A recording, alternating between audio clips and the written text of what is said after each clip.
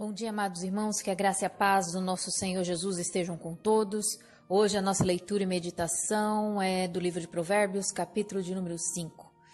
Salomão, no capítulo 5, nos traz uma advertência contra o pecado sexual e nos revela que a única forma de vencermos as tentações da carne é aguardando a sabedoria, a palavra de Deus, não nos desviando de nenhuma das palavras do Senhor.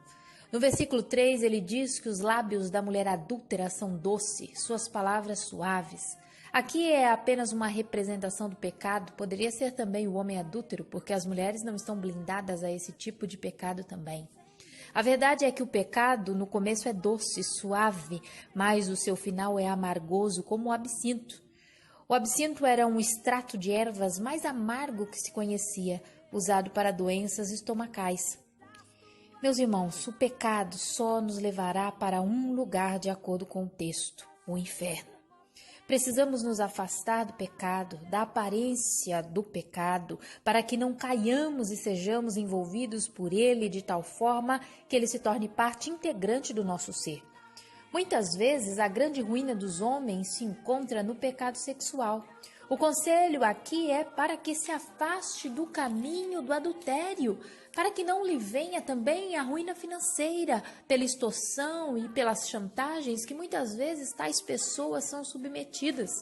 E no verso 11 ele diz para que ao final da vida não venha gemer quando a sua carne e o teu corpo forem consumidos.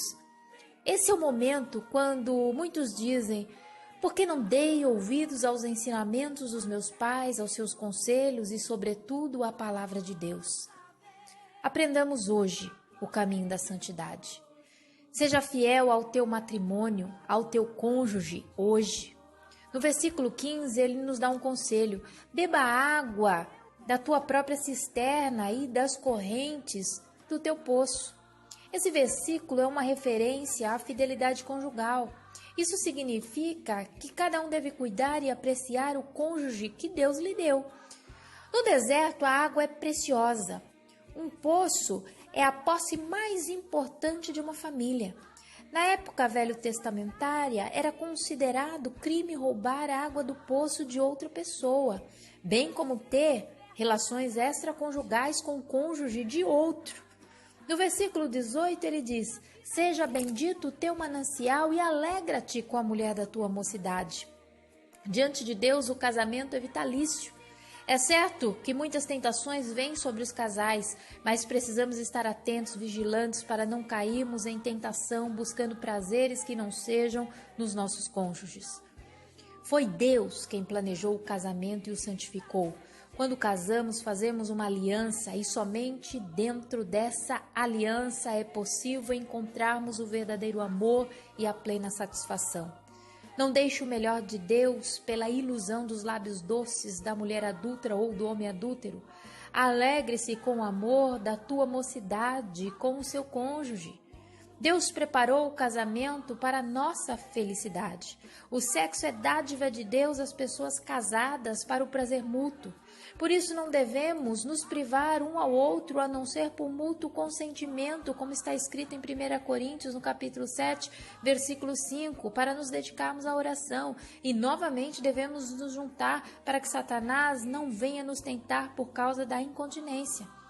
A verdadeira felicidade conjugal vem quando decidimos encontrar prazer na pessoa que Deus nos deu e quando nos comprometemos a satisfazer suas necessidades. Lembrando que o apóstolo Paulo escreve em 1 Coríntios, no capítulo 7, versículo 4, a mulher não tem poder sobre o seu próprio corpo e sim o marido, e também, semelhantemente, o marido não tem poder sobre o seu próprio corpo e sim a mulher. Viva as delícias do casamento com a bênção do Senhor. Para isso, se apegue à palavra de Deus. Versículo 21.